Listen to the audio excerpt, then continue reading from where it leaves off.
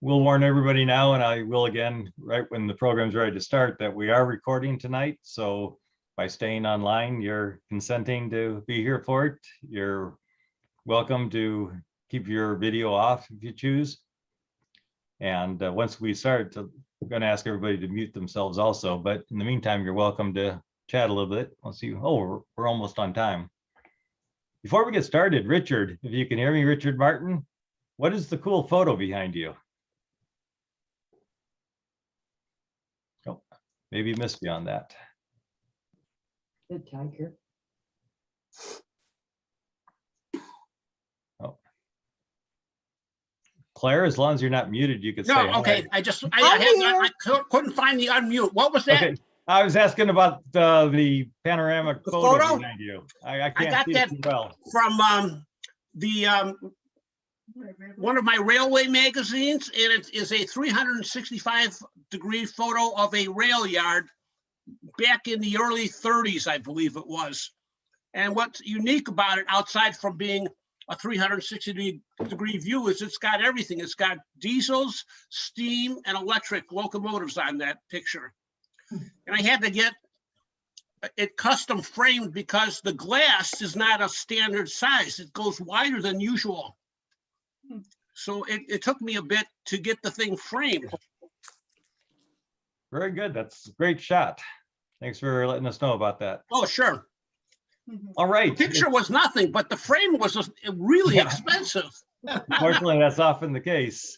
Yeah. Dan Corneli, thank you so much for joining us again. Oh, hello, Jim. You're down in Florida? Yes, yeah. Yeah, lovely.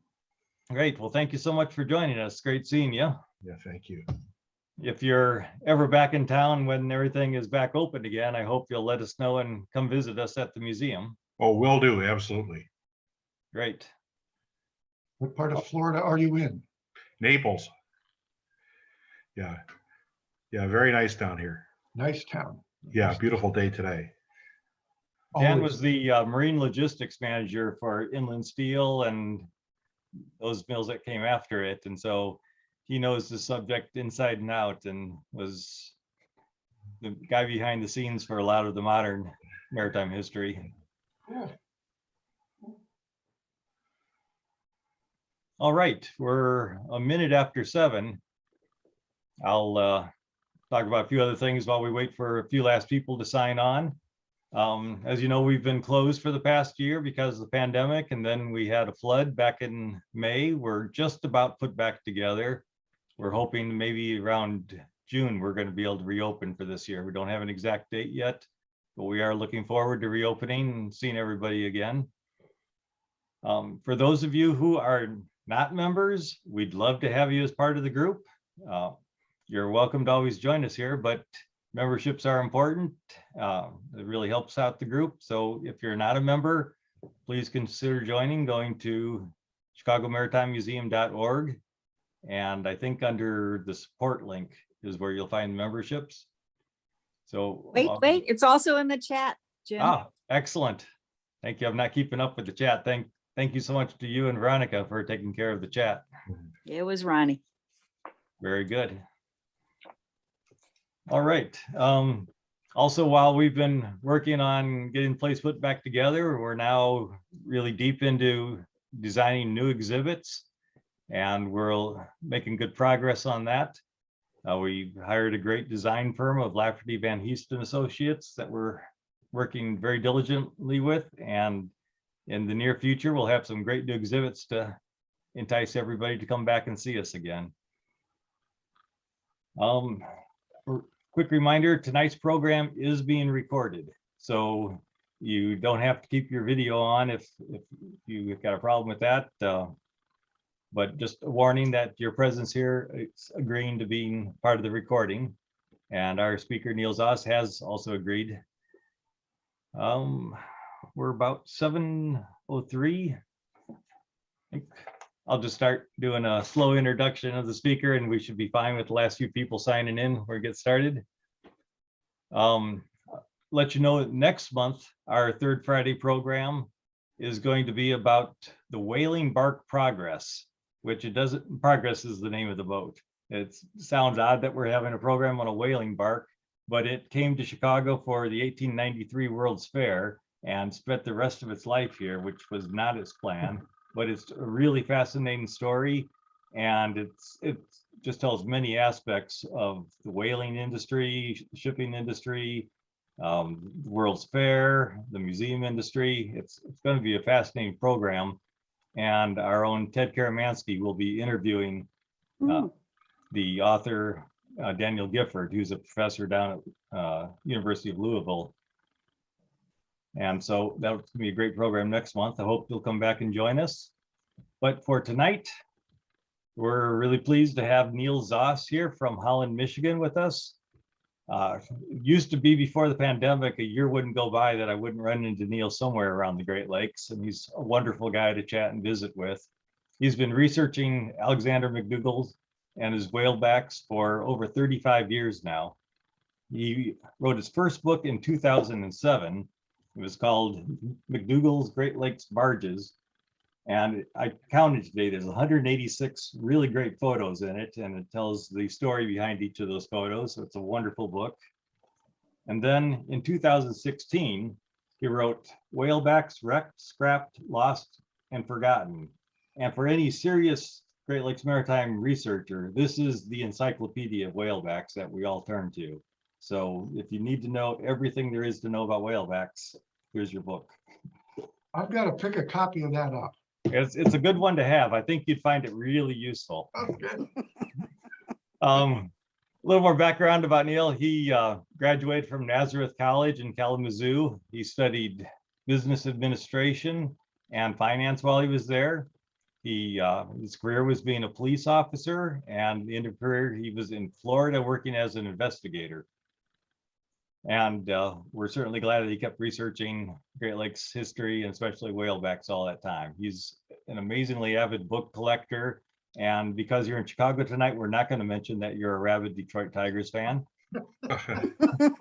But you do live in Holland now with your wife, Judy, and your two, as you put it, thoroughly recalcitrant Shih Tzu puppies. I hope they're going to be well behaved tonight. We don't have to worry about groups. You're a member of many groups, including the Michigan Shipwreck Research Associates, the Great Lakes Historical Society, the Friends of the Meteor, and the Superior Wisconsin Public Museums. So really glad that you were able to take time out from your very active research and work with other groups. And we're thrilled to have you here. So welcome, Neel Zoss. Thank you, Jim. I do appreciate the offer and the opportunity to talk with you all about the ugliest boats in the history of the Great Lakes, the whalebacks. You know, it's been about 325 years. Let's see if we can't. We're gonna bring her. Oh, Valerie. Hi, Valerie.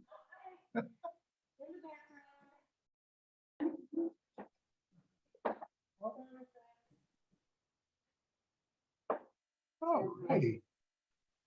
About 325 plus years, folks have been running boats on the Great Lakes. There have been barges and barks, passenger ships, self-unloaders, paddle wheel loaders, lumber hookers, car ferries, aircraft carriers, and the odd German submarine. And those thousands of boats, they've been large and small, they've been wood and steel, they've been fast and slow, they've been pretty, and then they're the whalebacks. The whalebacks caused quite a sensation when they were introduced on the Great Lakes. Let's just.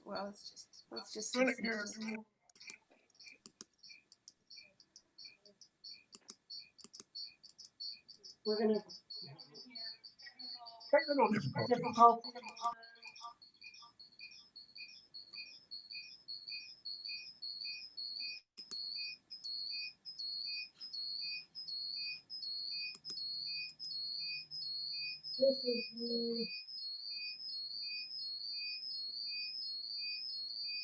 Just want to remind everybody else that if you haven't muted yourself, please mute yourself through the program. I think the echo is because Valerie carried her computer into the room there with Neel. There we go. What?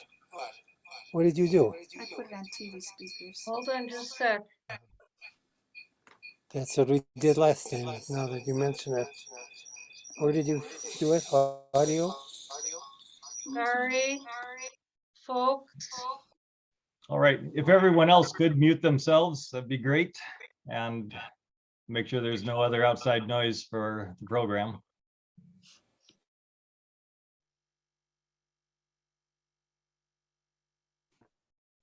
Okay, Valerie, we muted everybody, including you. So if you could unmute. So Valerie, you can unmute. I muted everybody, so that to solve the problem. So just unmute yourself. No, I think we're muted. Okay, it says mute now. Oh, okay. Doesn't make sense. Oh, okay, let's try it.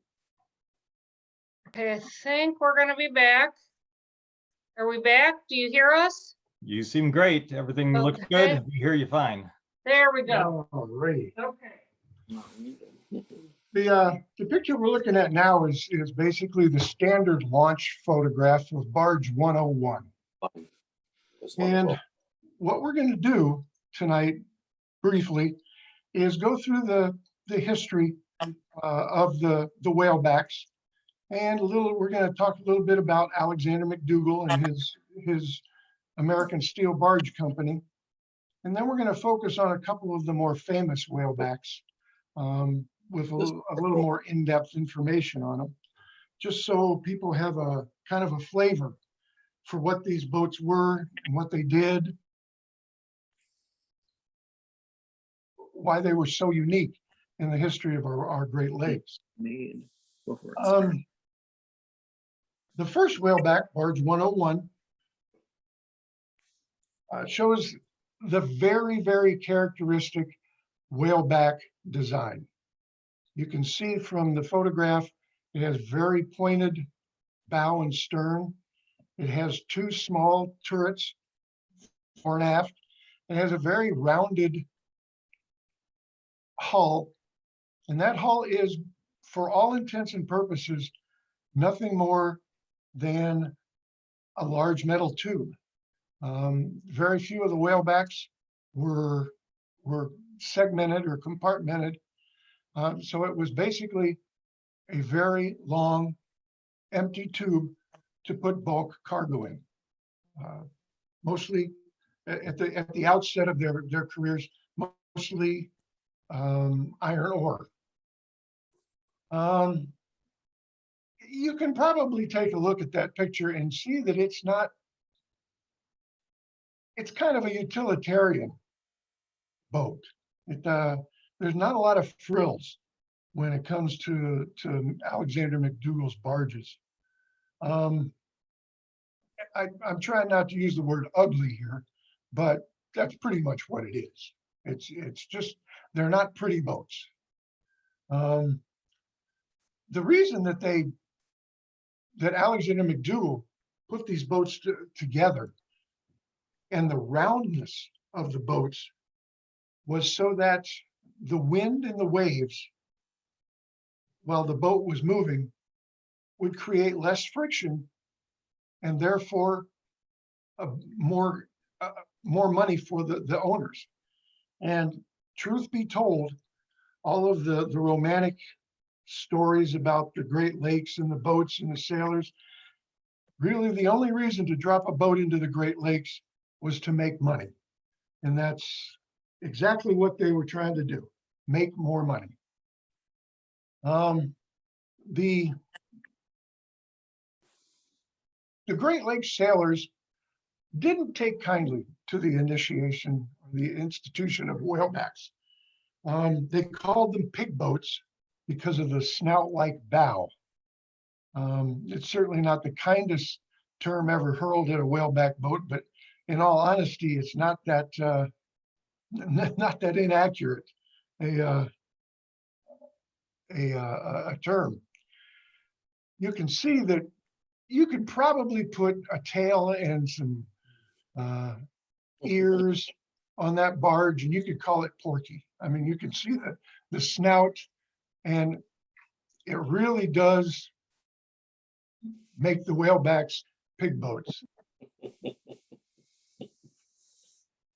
This is a great picture of 4 whalebacks. The whaleback in the back right is a steamer, and then there are 3 barges. This is at the Sioux Locks. And you can see on the 2 barges in the foreground that the hatch covers are bolted flush with the weather deck. And that, again, is part and parcel of the efficiency process that Alexander McDougall was trying to figure out. The less stuff that was interacting with the waves in the water, the easier it was going to be for that boat to go through the water, and the cheaper it was going to be. This is not unusual for a whaleback steamer to be towing 3 barges. Most of them towed 2, a lot of them towed 1, and it was for economic reasons. Excuse me, Neil, just for a second, I want to ask everybody to make sure you got yourself muted. We're picking up a lot of background noise. So if everybody could check and make sure that you're muted. Thanks a lot. Sorry, Neil, I'll let you go on. That's okay. If you take a look at the barge on the left forefront, you can see that the protection that the wheelman had against the gales of November and the snowstorms and the rainstorms was basically canvas. The creature comforts on these boats were almost non-existent. So I'm sure that several of those folks in that pilot house had some very nasty things to say about Alexander McDougall and his lack of protection from the wind and waves. The grand scheme of the whalebacks was to carry more coal, more iron ore at a less cost per mile. And that's exactly what they did. At the outset of their lives, the whalebacks were significantly more efficient and more cost effective than their wooden brethren. The efficiency that the whalebacks brought to the trades on the Great Lakes really increased exponentially their numbers very quickly. In 1889, I'm sorry, in 1888, there was 1 barge built, barge 101. In 1892, I'm sorry, in 1889, there were 2. In 1890, there were 6. In 1891, there were 9. In 1892, there were 10. After 1892, the building of the whalebacks, and actually the building of almost every boat on the Great Lakes, slowed to a crawl because of something called the financial panic of 1893. That really put the skids on the economic juggernaut that was the Great Lakes at that time. In 1893, there were 6 of the whalebacks built. In 1894, there was 1. In 1895, there was 1. In 1896, there were 4. In 1897, there were none. And the last whaleback, the Alexander McDougall, was built in 1898. And there was only 1 of those built in that year. The picture you're seeing now is the Colgate Hoyt. This was the first whaleback steamer built by Alexander McDougall and the American Steel Barge Company.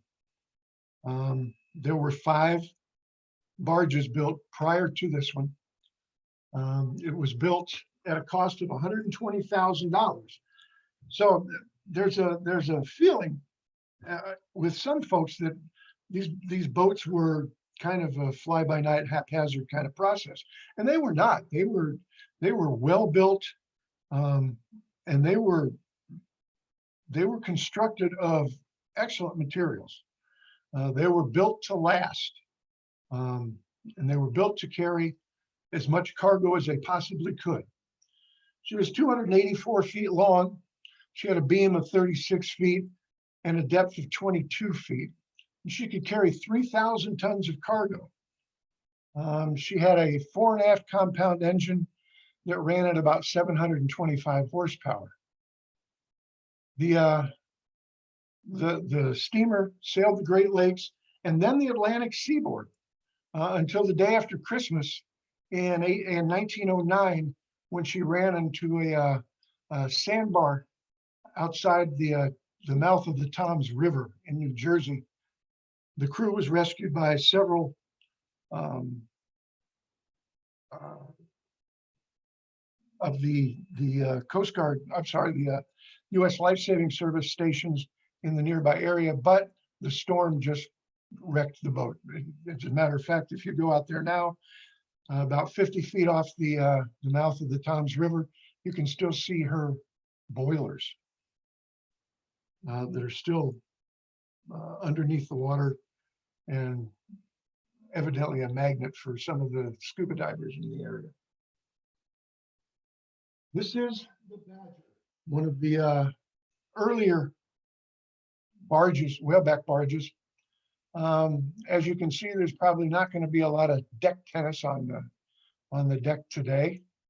And you can also, right smack dab in the middle of the deck, you can see that fairly large, those 3 fairly large piles of coal.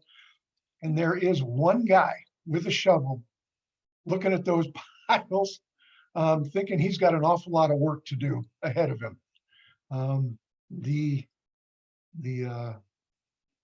loading and unloading of whalebacks was, for all intents and purposes, a by the hand and by the shovel process. So it did take longer than it should have. One of the things that I love about this picture is on the back of the pilot house, you can see that that's covered with the ubiquitous canvas, but in the back of it is the one and only safety feature of the whaleback barges, and that is that yawl. They didn't have anything else to save the crews except that boat. Again, utilitarian to the max. There were no creature comforts on these boats at all. The next photo is the Charles W. Wetmore. One of the things that Alexander McDougall and the American Steel Barge Company liked to do was tinker with their designs. And if you take a look on that, on the weather deck of the Wetmore, you can see those 4 small turrets that are between the aft turrets and the bow turret. That was an experiment that Alexander McDougall tried, wherein he loaded the boat with as much cargo, mostly iron ore, as he possibly could. And then he loaded those small turrets with the same cargo. The idea was that while the boat was moving and the cargo was settling, the cargo in those small turrets would filter down into the cargo hold, and there would be no way for the cargo in the hold to shift, because there would be no space between the top of the cargo and the bottom of the hull, or the bottom of the top deck. Well, that didn't work very well. unfortunately. The only thing that those 4 turrets did was allow the crewmen to walk above the weather deck. It's difficult to see, but if you can take a real close look at that, there is a catwalk that runs from the aft superstructure to the turrets and then to the front main turret. That was a very nice improvement, because before this, the only way you could get from the back to the front or vice versa was to walk on that weather deck. And if the whaleback was loaded and there was about a 2-foot sea, you got wet. And so it was a nice little improvement, but it didn't last. So the Wetmore ran on the west coast of the United States for a couple of years. It was finally lost in September of 1892 off of Coos Bay, Oregon. It ran into to one of the sandbars just outside Coos Bay and was torn to pieces by a storm. The crew was saved. There's an very interesting story about the long time it took the boat to break up, and the many attempts that several people made to save the boat, which never came to fruition. This is the steamer Bayport. Bayport was launched as the EB Bartlett in July of 1891 from Superior, Wisconsin. She's 264 feet long. She is 38 feet of beam and 24 feet in depth, and she could carry 3,000 tons. The EB Bartlett was an experiment again. As I said, the Alexander McDougall and the American Steel Barge Company were always trying to look for an edge, always trying to improve, even slightly, their product, their whalebacks. She was an experiment in propulsion. There was some consternation in the American Steel Barge Company that the engines that they were putting in their whalebacks, mostly American engines, triple expansion steam engines, were not doing the job as well as they could. And so in the EB Bartlett, American Steel Barge Company put in an English triple expansion steam engine. And the sister ship of the EB Bartlett, the A.D. Thompson, was outfitted with an American triple expansion engine. And they very carefully monitored the efficiency of those engines. And it was determined that the American engines were significantly more effective and efficient than the English engines. So the EB Bartlett was the only whaleback that ever had an engine that wasn't American made. She ended her days as a wreck in the Cape Cod Canal in 1916, December of 1916. And the circumstances surrounding this wreck were so convoluted and so contested that the final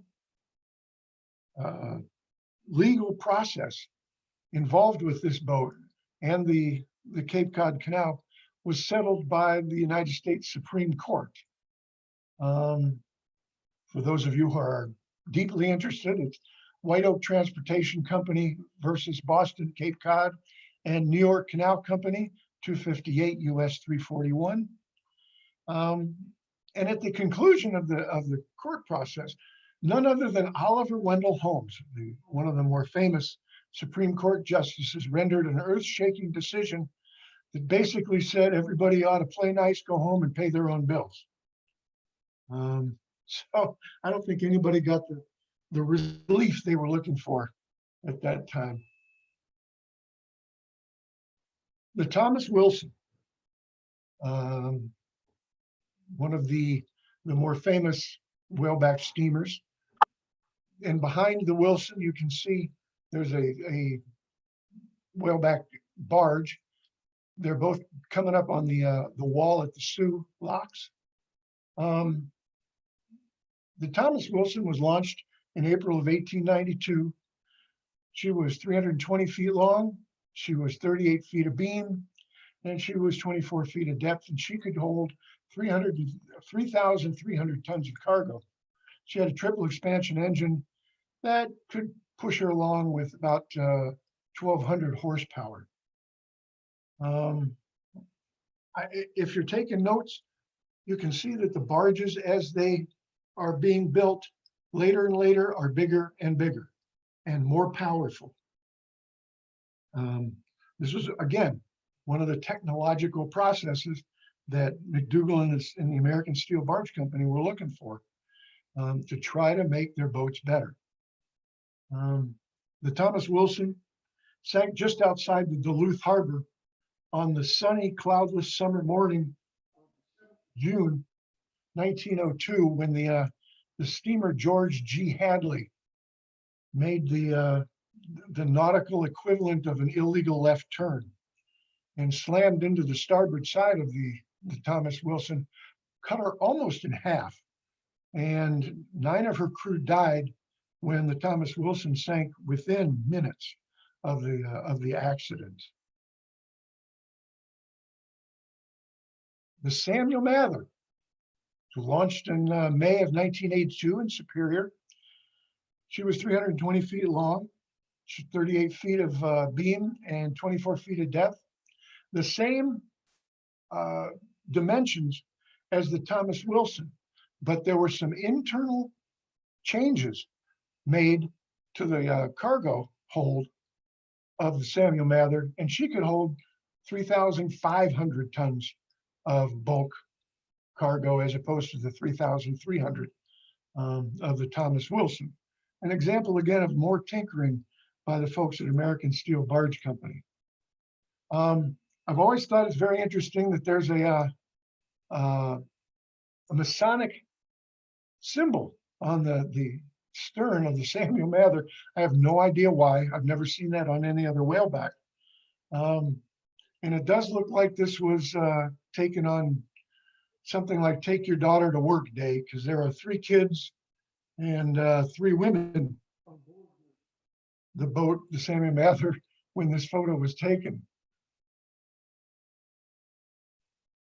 One of my favorite pictures of the whalebacks is the James B. Colgate at the Sioux. It's my favorite for a number of reasons, but one of the things that this photo just illustrates very well is the evolution of the shape of the whaleback hulls.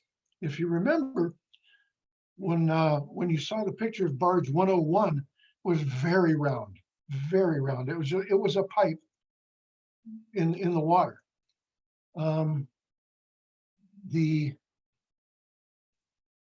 tendency of McDougall and the American Steel Barge Company was to flatten and widen the hulls into what's kind of called a soft rectangle throughout the years that they were made.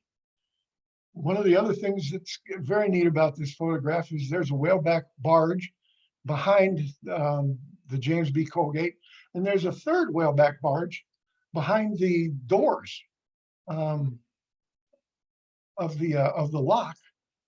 And also, if you take a look on both sides of that bow turret, you see something that Alexander McDougall dreamed up, patented. Those were his patented whaleback McDougall anchors. Unfortunately, they did work very well, but every whaleback had them. And they were only on whalebacks. They were never, they never made any strides to get on other boats, just the whalebacks. There's a whaleback anchor up in Duluth from the Thomas Wilson that was recovered, and there's one in Virginia. Those are the only two that I know about that are still in existence. This is a photo of the John Erickson. This was the first whaleback steamer with the pilot house forward. She was launched in July of 1896. She was 404 feet long. She had a beam of 48 feet and a depth of 27 feet. And she could carry 5,800 tons of cargo. Again, one of the technical processes that McDougall tried to work with on the John Erickson was a system of internal supports to try to allow the boat to carry more cargo. Unfortunately, it didn't work. The boat actually carried less cargo than it could have had the internal supports not been in place. The John Erickson was called the Johnny Grunt by her crew. And she may not have been a successful experiment, but she was an extremely successful boat. She sailed the Great Lakes from 1896 until the middle 1960s. She was finally scrapped in Hamilton, Ontario during the winter of 1967, 1968. The longevity of the boat was just remarkable. Very, very few other Great Lakes boats had a history that long.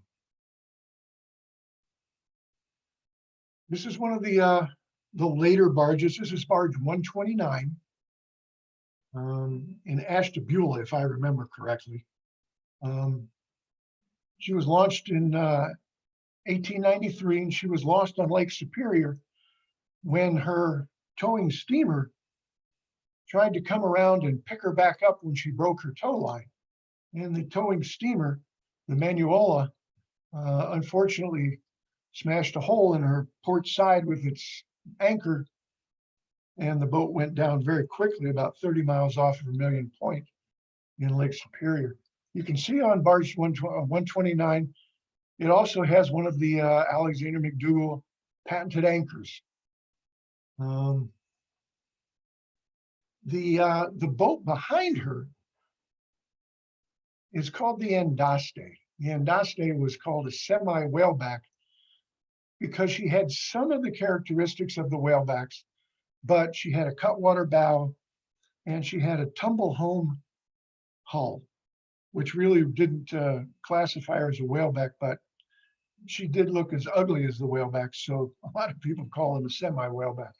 The Andaste was lost in Lake Michigan, probably no more than 30 miles from where I'm sitting in September 1929 with the loss of her entire crew. The Token. Did you ever have one of those days? This has got to be a nightmare for anybody driving one of these boats. She was built as the John B. Trevor in May of 1895. And this picture was taken in August of 1913 after the steering gear failed as she was going down the St. Clair River at Marine City, Michigan. The boat ran up on the shore, ran over a dock and a small wooden building. And ironically, the boat came to rest very close to the photographic workshop of a guy by the name of Pesha, who took many, many very famous Great Lakes photos of the ships in the early 20th century. He was not home at the time, so he didn't get pictures, but I've always wondered what the insurance guy was thinking when he got that report. You know, what your boat ran over what? How does that happen? I don't know. But the Alexander McDougall, this was the last whaleback to be built. This was the last hurrah, the last experiment for the whalebacks. She was the largest whaleback ever built. She was 430 feet long. She had a beam of 50 feet and she had a depth of 27 feet. She could carry 6,800 tons of cargo. To be honest with you, if the name Alexander McDougall wasn't on this boat, I think we'd all be hard pressed to actually call it a whaleback. It has a cutwater bow, unlike any other whaleback. It has that forward pilot house. It has no turrets. The hatch covers are not flush. For all intents and purposes, the Alexander McDougall is not a whaleback, but it was named after the guy who invented them and dreamed them up and made them. So we're calling it a whaleback. She was scrapped in Hamilton, Ontario during the winter of 1946, 1947. This is the gentleman that created all the craze, Alexander McDougall. He was a dreamer. He was a businessman. He was a ship captain. He was a risk taker, a visionary, a pillar of the Duluth Superior community. For all intents and purposes, you're looking at a photograph of a Renaissance man from the 19th century. I mean, he had his fingers in so many things. He had a backbone that had to be made of titanium, because when he started talking about his design for the whalebacks, no one thought it was a good idea. And he went ahead by himself in the face of criticism that had to be very stinging to build the first whaleback, Barge 101, with his own money, $40,000 worth at that time. I believe this is whaleback 102 or 103. It's not Barge 101, but it's a very early whaleback barge.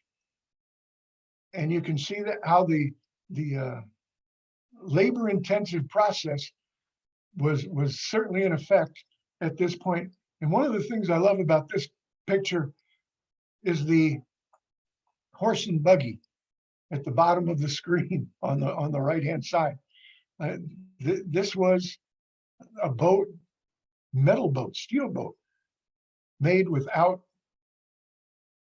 anything but hammers and rivets and some forges. I mean, these were tough guys making tough boats and during tough times. The next photo is a picture of Alexander McDougall. He is the gentleman on the right with a couple of his cronies. And it shows the interior of one of the earlier barges.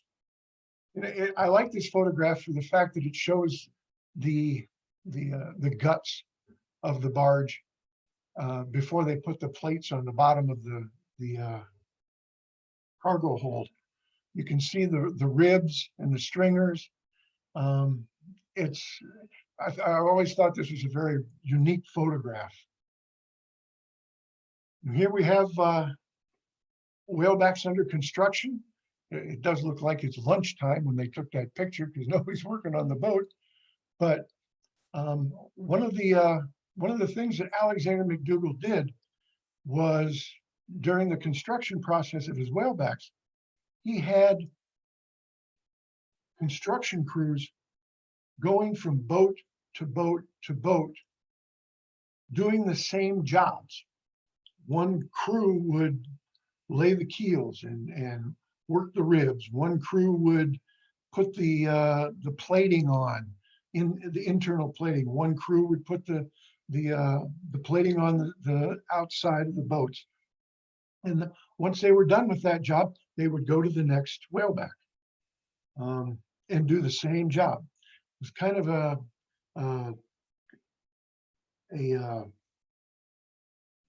Henry Ford process in reverse. The product didn't move, the people moved. So, I think he was a little bit ahead of his time when he was working that process. Here are several whalebacks. You can see the one in front is just being started. It's got its ribs and some of the plating on it. The one behind it is a little more finished, and the one behind that is even more finished with all the plating on it. That's how they built those boats. And there was no change from that process from barge 101, well, from barge 102 until the Alexander McDougall.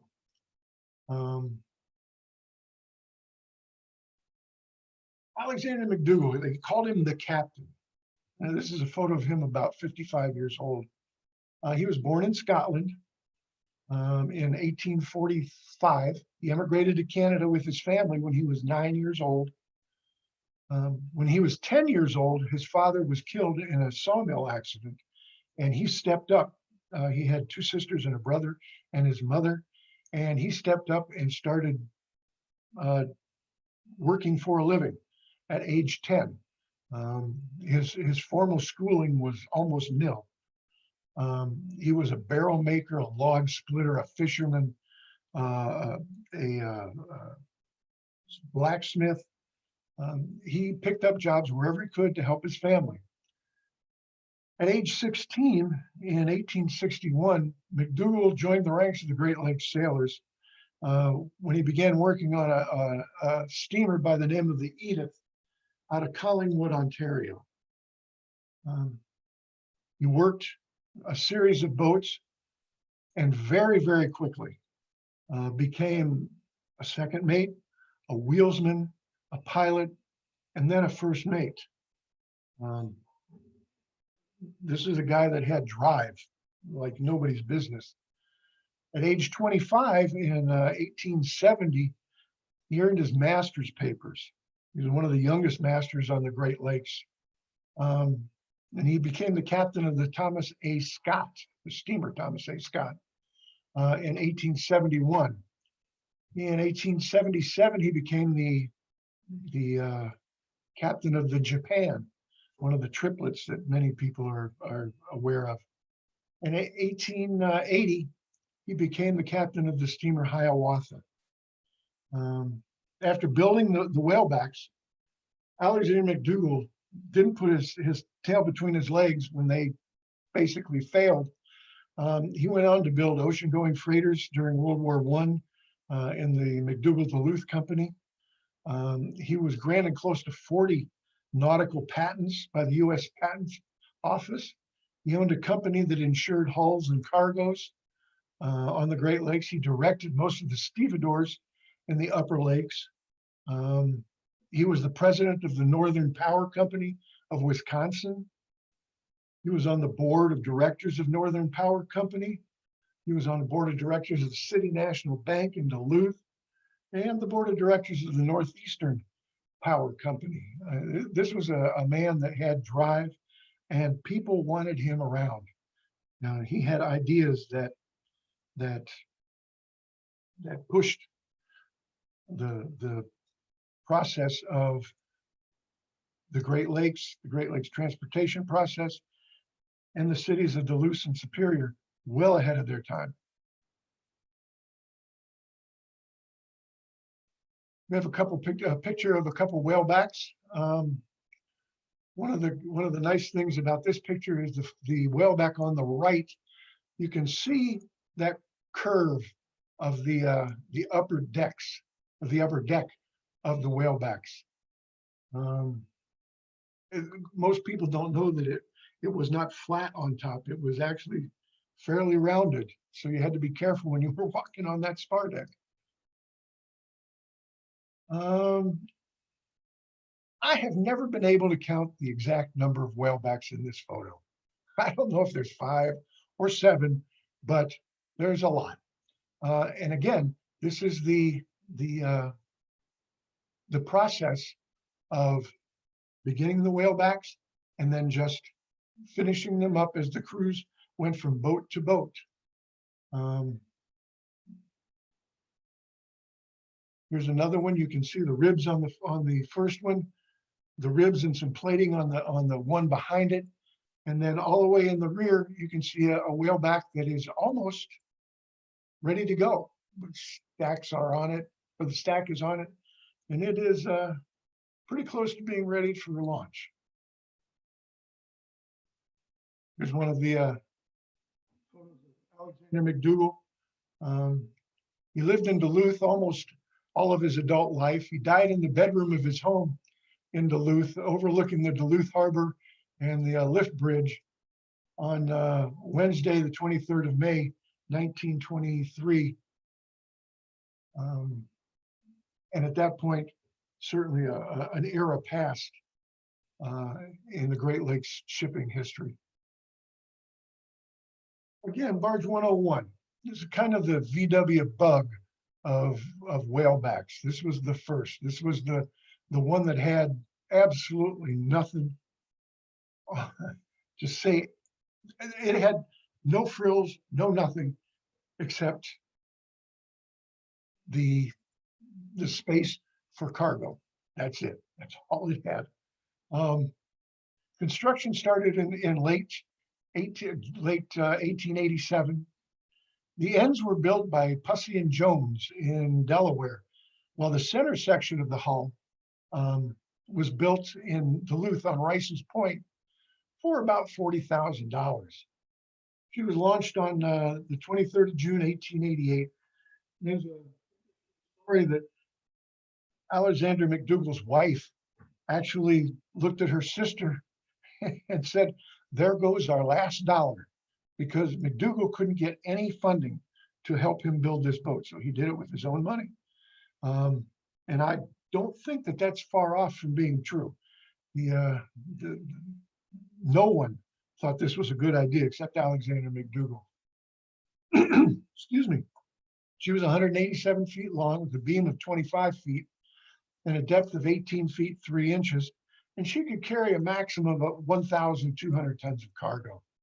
One of McDougall's ideas when he started building the whalebacks were that his barges would follow what's called, it's quoted as called the line of strain. His belief was that the shape of the hull of his whalebacks would allow his whaleback barges to follow the steamers with very little, if any, rudder input from the whaleback barge. And because he had that belief, the rudder on Barge 101 was extraordinarily small. In relationship to the size of that boat, it was almost non-existent. On its first trip from Duluth to Cleveland, carrying about 1,000 tons of iron ore, the quote was that the barge went zigzagging all over the lake. McDougall had miscalculated. They needed a larger rudder for these boats. So when they got to Cleveland, very, very quietly, he had several ship carpenters build a much larger rudder for the barge. And the performance of the barge increased dramatically. So he learned a lesson from that experience. This is a photograph of the bow and stern frames of Barge 101. They were built, as I said, by Pussy and Jones of Wilmington, Delaware, which was a shipbuilding company out in Delaware, because the stevedores who built the center section of Barge 101, not shipwrights, but stevedores, didn't really have the expertise to put the complex curves together in metal. So the sections were built in Delaware. They were put together. They were disassembled piece by piece and then shipped to Duluth, where the stevedores basically put them back together, kind of like an erector set style, and then attached them to the center section that they had made. It shows you, this photograph is a good example of just how large the boats were. They were not small boats. You can see the men inside and on top of the ribs. And now we have some very high-tech stuff coming up here. So it's that is the bow of barge 101 with all the plating on it. So you can now know what's above, outside, and inside barge 101. This was taken on Lake Superior just after her launching. Here's another very nice picture of barge 101 being towed by the steamer Yakima in the Sioux locks. And you can see, if you can remember the photograph of the Colgate in the Sioux locks that we saw a little bit earlier, and I talked about the shape of that hull as being a soft rectangle. And you can see that barge 101 is, again, so very much more rounded than the later whalebacks. This is another nice picture of the differences in the hull shapes. The whaleback on the left is barge 101. The whaleback in the middle is barge 103.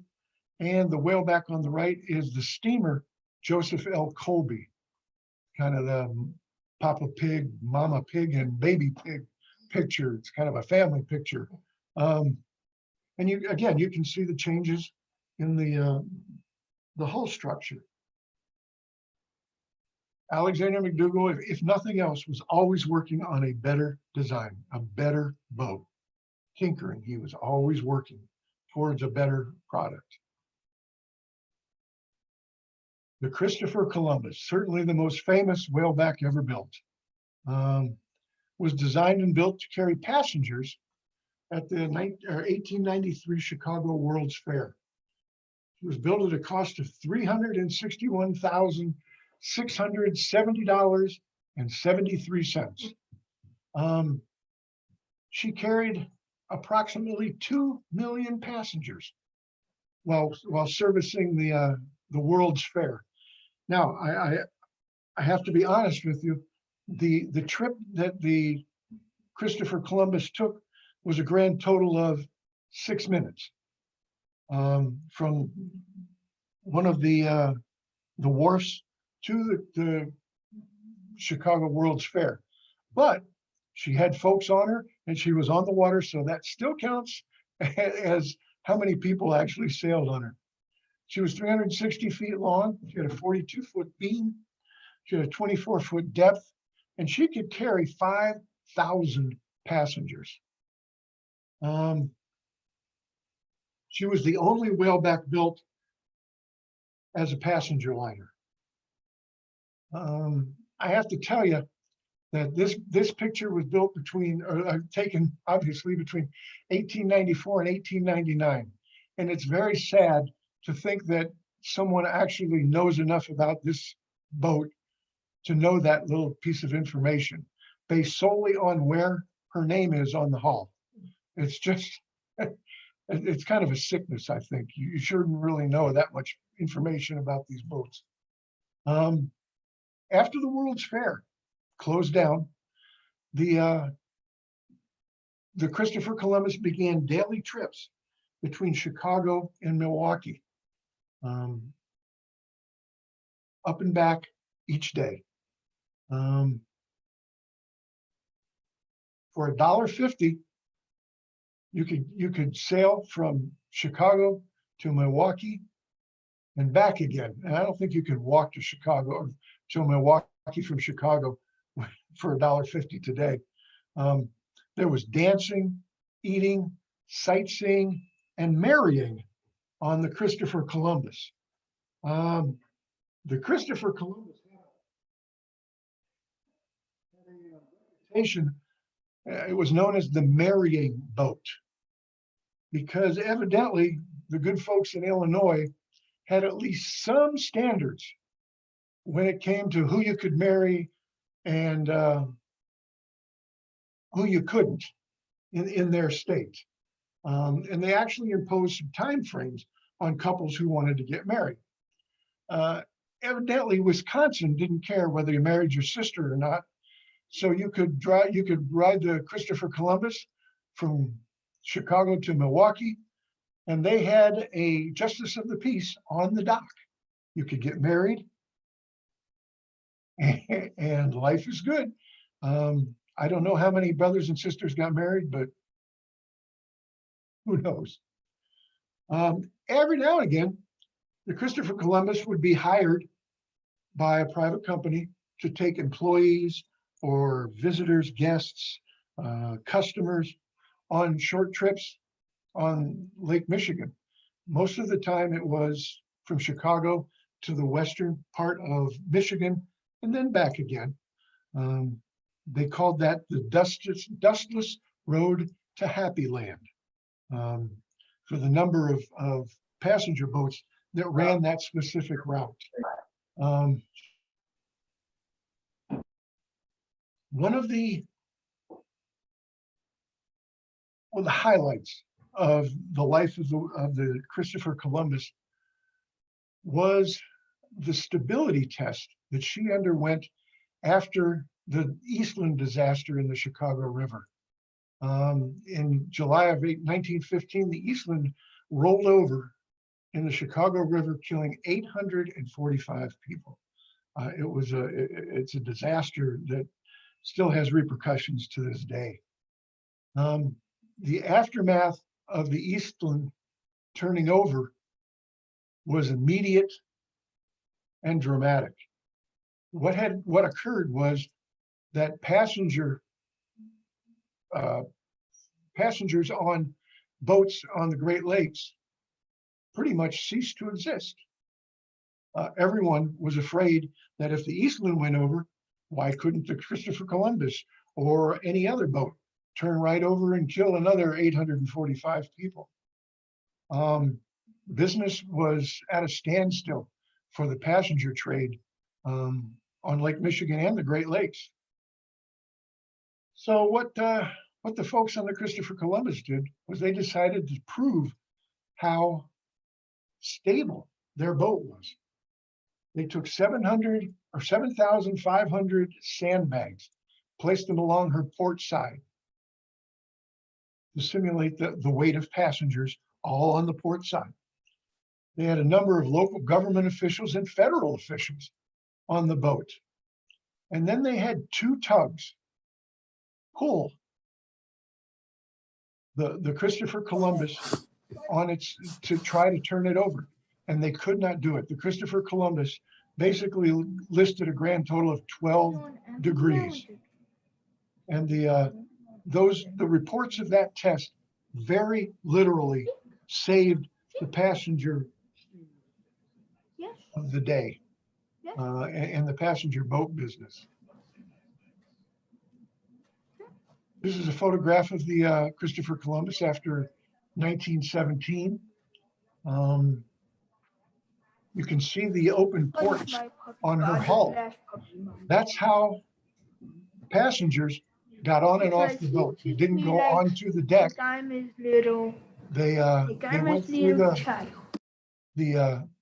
the ports in the hull and then went up staircases to the upper decks.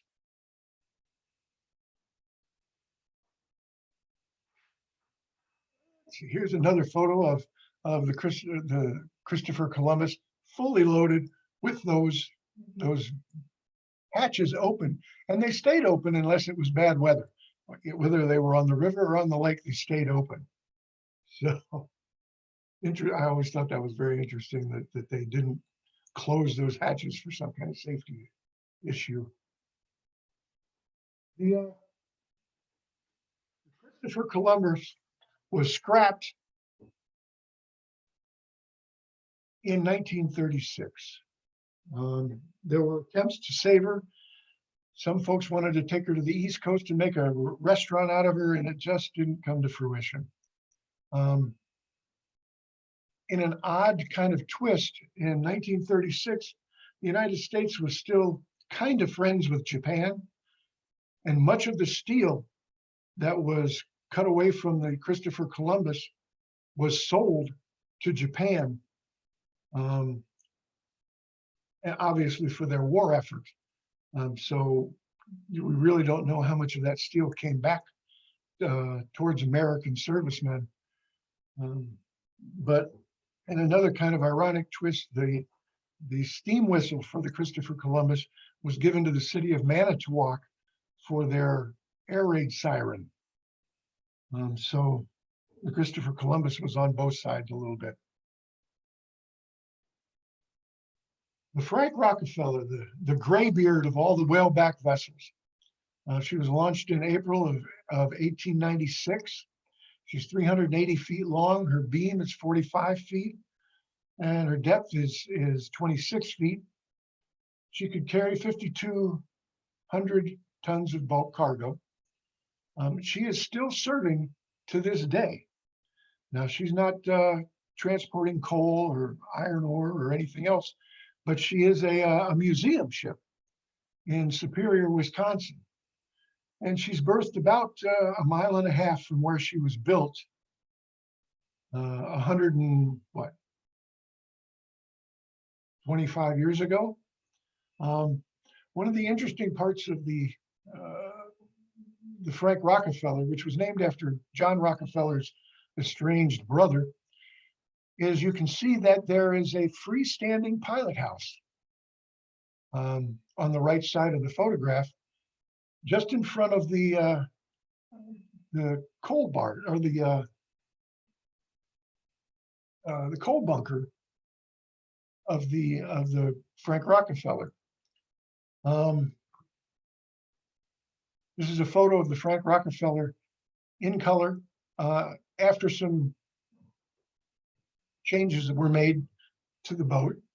You can see that the pilot house is still freestanding, but it's been enlarged. The coal bunker's been enclosed. It's riding light, as we can see. It's in the Pittsburgh Steamship Company colors. Here's kind of, this is one of my favorite pictures, but this is a picture of a whaleback doing exactly what a whaleback is supposed to be doing. It is loading iron ore, and that's the only reason that the whalebacks were put into the water. This is exactly why Alexander McDougall put the whalebacks together. This is what they did for a living. This is a photograph of the Frank Rockefeller as she sailed under the name of South Park between March 1928 and September 1943. The South Park sailed the Great Lakes. This is kind of the redheaded stepchild stage of her history. Nobody knows a lot about it. Nobody cares much about it. You can see that on this picture, the freestanding pilot house is still there. And between the bow turret and the freestanding pilot house, you can see another structure in the middle of the boat. That is an elevator. What they did was place a wooden deck, a flat wooden deck, over the curved deck of the whaleback, and they transported cars from Detroit to Cleveland. And they would use that elevator to drop cars into the hold of the ship so they could carry more cars. During the South Park era of this boat's life, she was almost schizophrenic. They just didn't know exactly what to do with her. In 1928, as soon as she was purchased, they reconfigured her into a sand dredge. In the winter of 1936-37, she was refitted as an auto carrier with the flat deck that you see here. In March of 1941, she was refitted again to carry both bulk freight and cars. In 1942, she was reconfigured again as a straight bulk freighter. I think by this time, several of the crewmen had complained of whiplash. They didn't know what boat they were going to be sailing on next. Whether it was a car carrier, a sand dredge, a freighter, a combination. It must have been a little traumatic for them. In November 1942, the South Park went on the rocks at near Point Betsy, Michigan, during a storm. She was seriously damaged. Lots of her hull plates were stove in, and she was in bad shape. She was towed to Manitowoc, Wisconsin, so they could determine whether she was going to be repaired or scrapped. Had it not been for World War II and the need, the very desperate need for shipping tonnage, the South Park would have been scrapped. But they decided to fix her up and put her back in service because they needed her abilities. In September of 1943, the South Park left Manitowoc shipyards as a completely new vessel. She was a liquid bulk carrier that could carry volatile liquids around the Great Lakes. 16 separate cargo holds were placed in her hold, and she could carry anything from avgas to diesel to gasoline, any kind of volatile liquid that needed to be transported over the Great Lakes, the Meteor could do. They also put on what was called a trunk deck, which is a very flat deck over her rounded spar deck for the equipment used in pumping the liquids in and out of the boat. This is a photograph of a summer day in Duluth, as you can tell. As the years went on, the sailing season became later and later and later. It pushed further and further into the winter. And this picture shows how tough that kind of sailing can be. You can see the ice on the hull of the Meteor. Here's a stern view, excuse me, of the Meteor. The Meteor sailed the Great Lakes until November of 1969. She sailed 71 years. That's just remarkable. Unfortunately, in 1969, she ran aground on the Gull Rock Shoal in Lake Superior. The cost of the repair was deemed excessive by her owners, and she was laid up. What was going to happen to her was going to be determined at a later date. In September of 1972, after several years of negotiations and planning, the Meteor was towed to Superior, Wisconsin, and her life as a museum ship began. A life that continues to this day. She hosts thousands of visitors during the summer and early fall. She's a remarkable boat, and it's such a joy to be able to go through her and see how she was built, why she was built, and the modifications that were made to her. Excuse me just a second.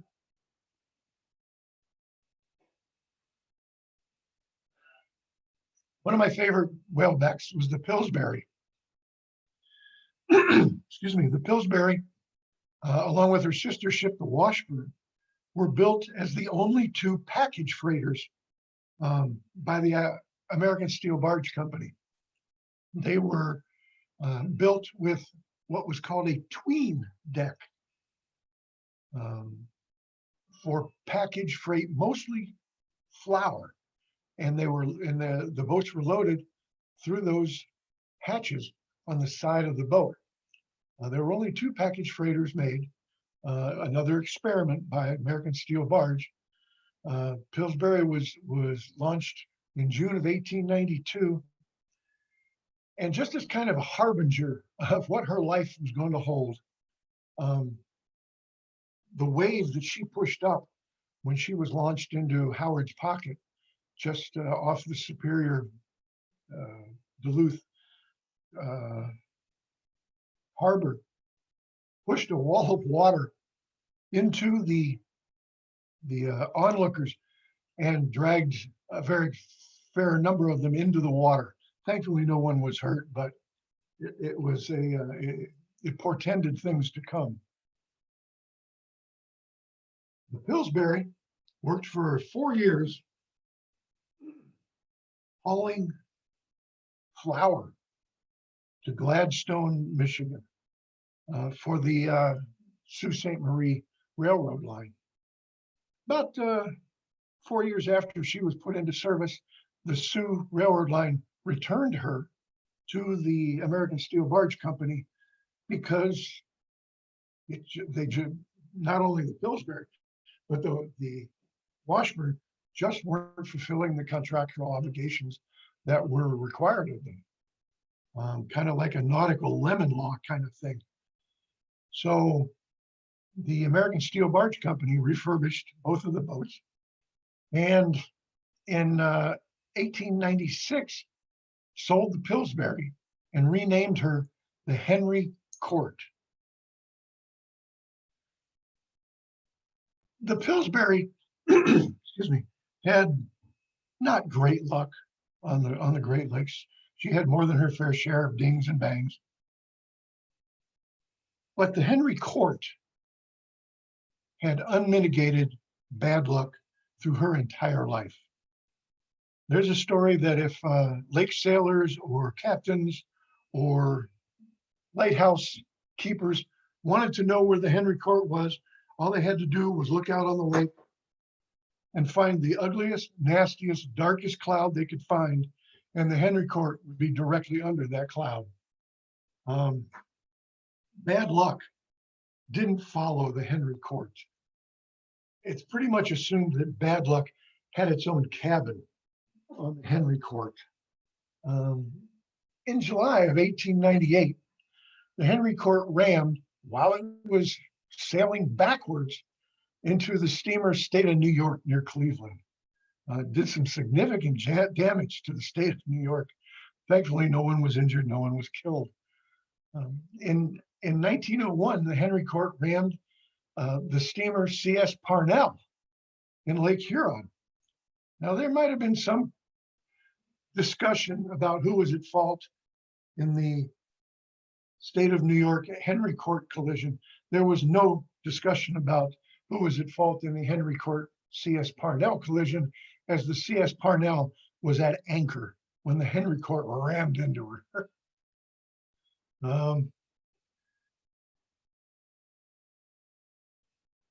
The Henry Court as a package freighter for the Soo line, and the Henry Court sinking. In kind of a thick and obvious irony, the Henry Court was rammed by the steamer Midville near Lake Erie's Colchester Reef in December of 1917. As the Ram E, the Henry Court fared not very well, as she did as the Rammer.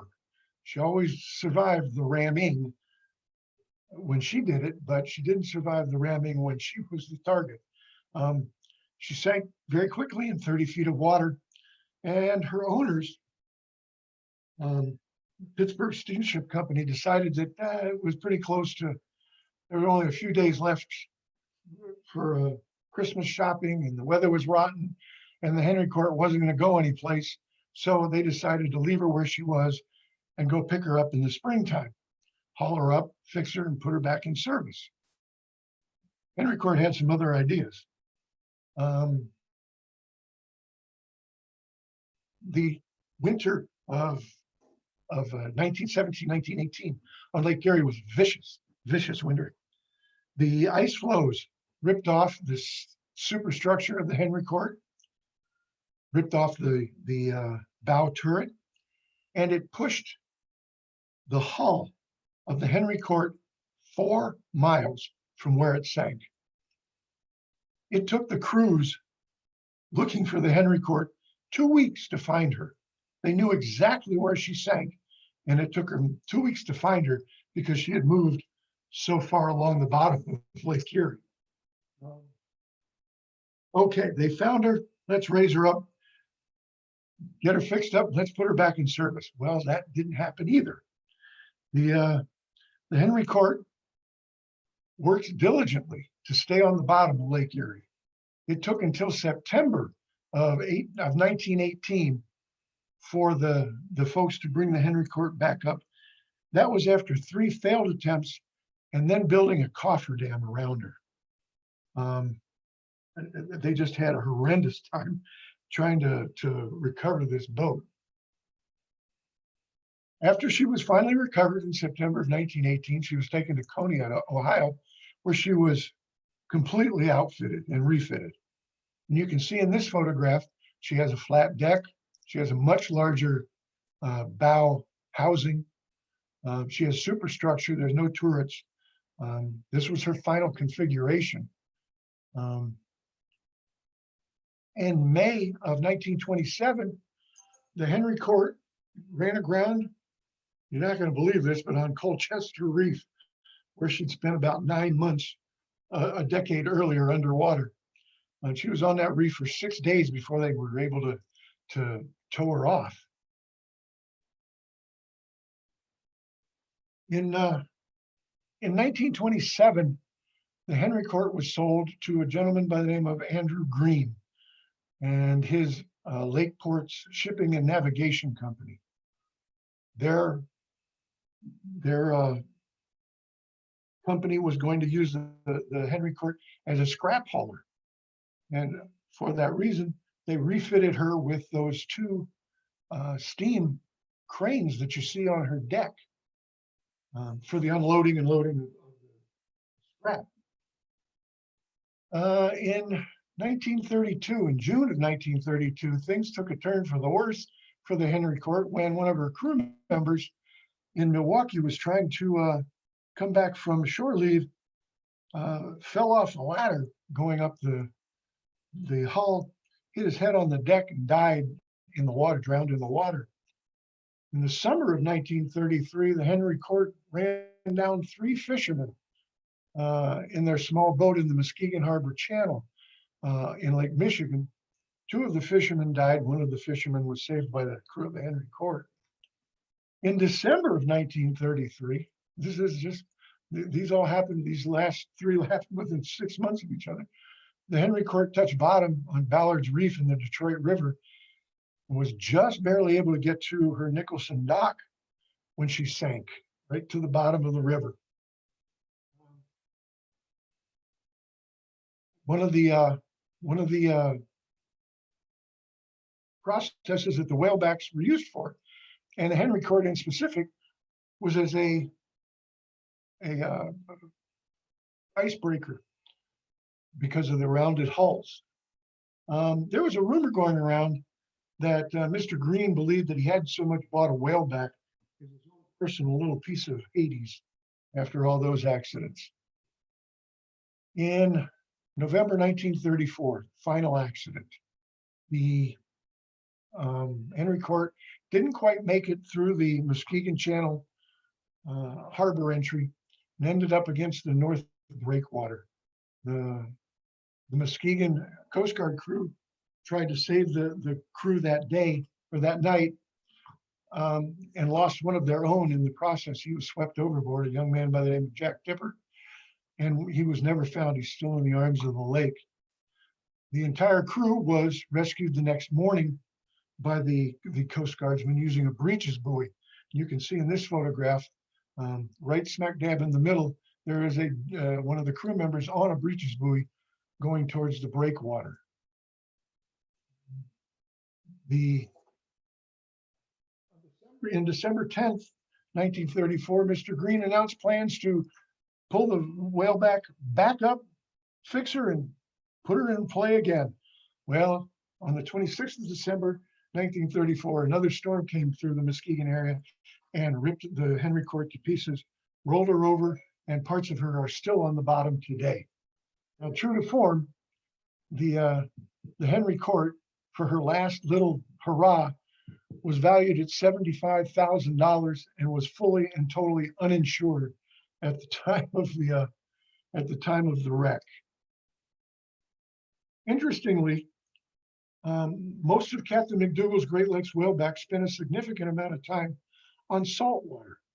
By the end of the first decade of the 20th century, more than half the whalebacks were running along the East Coast and plying the Gulf Coast and sailing along the Pacific Ocean or the Pacific coast of the United States. Also, a little known point of whaleback history is the fact that most of the 26 whaleback barges and steamers that sank did so in the Atlantic Ocean along the Northeast coast. We can see here the approximate sites of the whalebacks that wrecked on saltwater.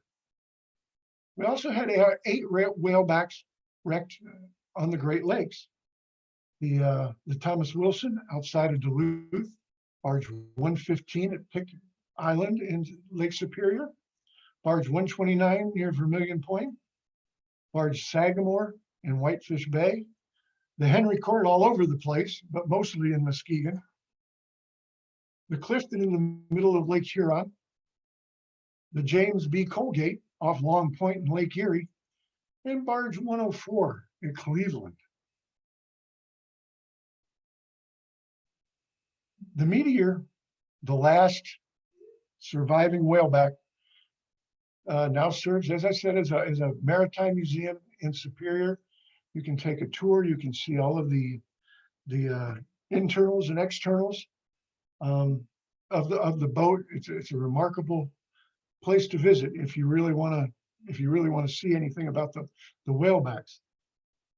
It's a great experience, and I'm sure that if you look real hard, Alexander McDougall is probably still keeping an eye on the Meteor and the boys on his boats. And that, ladies and gentlemen, concludes my ramblings. So thank you very much.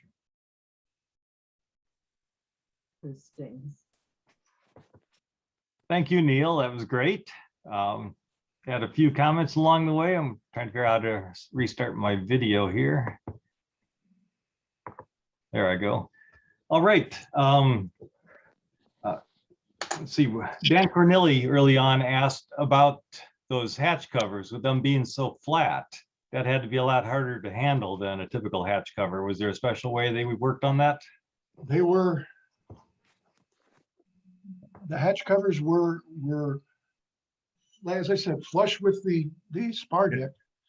They were held down by bolts, many bolts, and a material called tallow that they used as kind of a gasket between the hull and the hatch cover. And as most smart captains and smart crews did, they had to bolt those things down all the way around, all the way down the spar deck every time they left port. And every time they got back to port, they had to unbolt them and move them.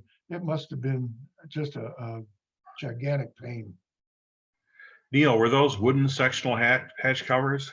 No, sir, they were not. They were metal. They were steel. How do they pick them up? They didn't have to pick them up very far. All they had to do was pick them up a few inches, and then they could push them over between the hatch holes, and they had pry bars that they could use to do that. Wow. And push them over. They didn't. It's not like today where they lift them up and then they take them and set them down, 100 feet from where they were. They just pushed them over. There was one other question along the same lines with efficiency, that with them being hand loaded and unloaded, you commented that they were made to be fairly economical, but how is there any economy if it took so long to load and unload? Well, and that's one of the downsides of the whalebacks. But you have to remember that every boat was hand loaded and hand unloaded at that point, whether they were, a wooden boat or a whaleback or anything else. There were pieces of equipment that the crew and stevedores could use to unload the bulk cargo. They had a funny shaped kind of wheelbarrow that they could run across the bottom of the deck and scoop up the iron ore or the coal and run it up a ramp, things like that. And they had a boatload of guys with shovels in there throwing them into hoppers and things of that nature. So, I mean, they didn't do it shovelful by shovelful, but it was still very labor intensive. Very good. I just want to mention everybody that in the chat, there is a link to renew your membership. So if you're looking to do that, that's available there. If anybody would like to unmute themselves and ask a question, you're welcome to do so at this time. You mentioned about stevedores only being able to do the work, the iron work, and yet stevedores, what do they do? Just load and unload ships? I don't understand that. A stevedore is a ship loader and a ship unloader. Yes. They were not trained boatwrights or shipwrights. They basically built the center portion of a metal tube. Oh, It's not terribly difficult to do if you Okay. have someone in charge that knows how to do that. But the bow and the stern had some very complex curves that made them far above the stevedore's pay grade when it came to putting those things together. So that's what they had to go to Pussy and Jones in Delaware, a shipbuilding company, to put those two pieces of barge Okay. 101 together. all right. Thank you. And thank you for the good presentation. Well, thank you very much. I appreciate that. There have been a lot of congratulations posted in the chat. A lot of people saying fantastic presentation. One other earlier question that was posted is, when fully loaded, it would seem that under heavy seas, the superstructure would be vulnerable. Were there cases of the superstructure being damaged? In the earliest, most of the whalebacks, if you take a look at them, the superstructure is not really a superstructure. It's a deck above the turrets at the stern of the ship. The turrets were rounded, and there was a hatch in them to get inside, so you could go up the stairs or down the stairs to either the deck or the crew quarters in the back end of the stern of the ship. But most of the boats, most of the whalebacks were built with the cabins on top of those rear turrets. Now, some of the refits, they put those superstructures right to the deck, like the Henry Court. The Alexander McDougall had their stern housing right at the deck, but they were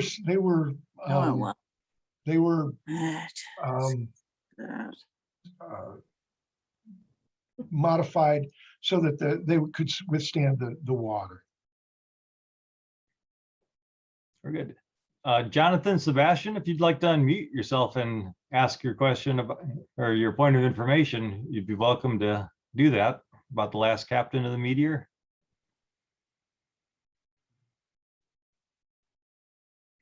If not, I'll make the point for you. Jonathan Sebastian wrote that point of information that the last captain of the Meteor was Mike Malakovich, which was his mom's uncle, and his daughter is still living in Indianapolis today. I'll be darned. Well, that's great. I always love to get those stories where folks have a touch with one of the whalebacks. I love those. I found that's been one of the best things about doing presentations, that at the end, someone comes up and says, my uncle died on that shipwreck or was a survivor of it. And you just get these great stories that you never would have found if you weren't out there doing these presentations. So we really appreciate the work you do and willingness to come out and share this with us. Well, I appreciate you asking me. Oh, let's see, his daughter's with us here tonight. Michelle, I'm sorry about the pronunciation, Pavokovich is here with us tonight. It was actually the captain that was off duty basically, and the one of the mates and the wheelman couldn't see one of the lights, the lighthouses that they were looking for. They had not been told that the lighthouse was out of service, and they had to call the captain, and the captain came up, and he's the one that actually found the lighthouse that they were looking for. So he knew what he was doing. Sadly, by the time they saw it, the mate and the wheelman had kind of veered a little bit off course, and they went up on the rocks of the Gull Island Shoal. But had the captain, I think, been on the bridge at the time in the pilot house, I think maybe the Meteor would still be working today. All right. Got your back. Love it. But I'm kind of one of those rivet counters with whalebacks. I got into it when we lived up near Duluth and we went on the tour, of course. And long and the short, I started building model ships out of steel, 1/24 scale. And so I decided to build a whaleback barge, and I've got a freighter in my basement I'm working on, but it's a 28 gauge plate. I know what it's like to curve those bow sections. But about 7 years ago now, I went up to the tour, and I have the clipboard, my camera, my son with a tape measure, and we're measuring rivets and all that stuff. So yeah, I'm getting to almost as bad as counting. You know, I can tell where the name's at what time. So I'd love to see a photograph of your model. I don't know how to get it to you, whether you have email or I posted it on the Whalebacks page on Facebook. Oh, did you? Okay, I have that. So I will go back and take a look. Yeah, and I can post some more just it was about 3-4 weeks ago. I have one, like I said, well, the model I carry on top of my car or van, and along with a regular conventional freighter, small one, but the model of the barge is 10 feet long. Wow. And it floats. I got some really cool pictures of her load down to the curve. And then I think it's on the page. You'll have to see it. But yeah, I will absolutely take a look at that, and I'd love to see it. I love those models. Yeah, it's pretty cool. So, but love the presentation. Thank you. All right. Well, thank you so much for coming tonight. I want to remind everybody he does have 2 great books out there. If you want to learn more, they're certainly worth your while. Recommend those. Thanks, Jim. I appreciate that. Well, thank you for all the time and effort. There were a lot of great comments posted in the chat. Tonight's program has been recorded and it will be available here on the museum's website. So come back and watch it often. There's last month's programs up there and future ones will be as well. So please join us again next month. And I think unless anybody has any last comments or questions, we're going to go ahead and wrap up for tonight then. I got one more quickie. Where were you at, Neil? Holland, Michigan. Okay. If I tell you what too, and it goes for anybody. I live at the 40 Mile Point Lighthouse up near Rogers City. Yeah. Yeah. And so I usually keep my models outside in the yard in the summertime. So come by if anyone's here and see me, knock on the door. We're on the left side. So well, now that I'm retired, I have a place to go. We'd love to. And would you sign my books? Absolutely. Absolutely. shameless promotion here. Thank you. Thank you, everybody. All right, thank you, Neil. Thank you, Neil.